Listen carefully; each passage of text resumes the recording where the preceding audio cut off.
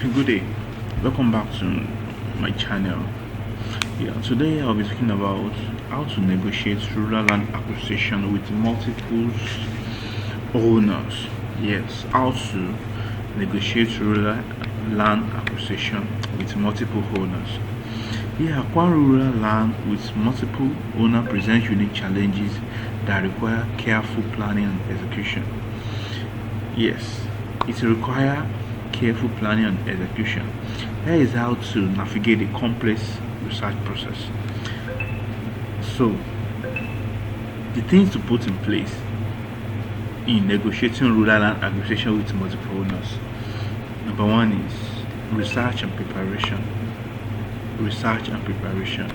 We have to identify all owners and stakeholders. We have to identify all owners and stakeholders.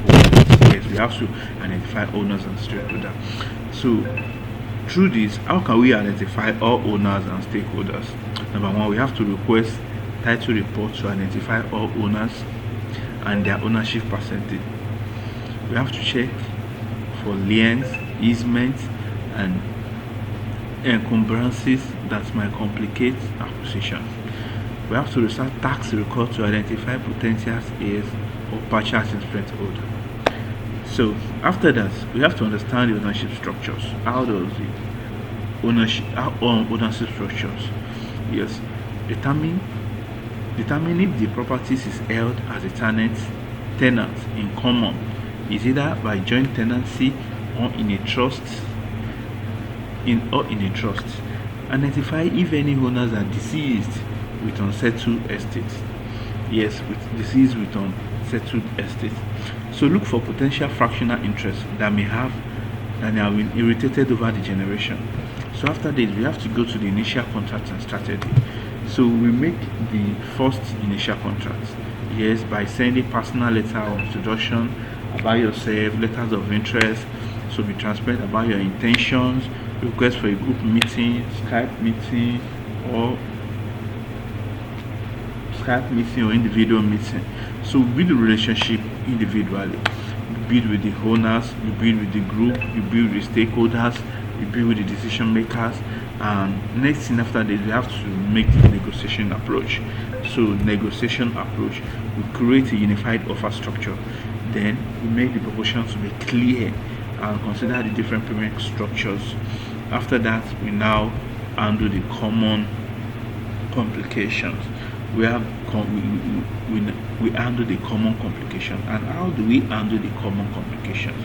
Number one is by developing strategy for owner who can be located. Yes. Those are common kind of complications. Yes, common kind of complications. So by developing strategies for the owner who can be located, for instance, now you can't locate the owner. You have to be strategized on the owner. You have to develop a strategy for the owner who can be located. You have to consider partition action as a last resort for truly willing sellers. Yes, the last but not the least, you have to use escrow service to manage complex multi-party transactions. This is very, very much important. It's not advisable to pay directly to the seller. It's not advisable to pay directly to the seller. You make use of escrow. Yes, that means escrow will be very safe, very safe. Escrow is just a third party intermediary between the buyer and the seller. The escrow will hold the money with you.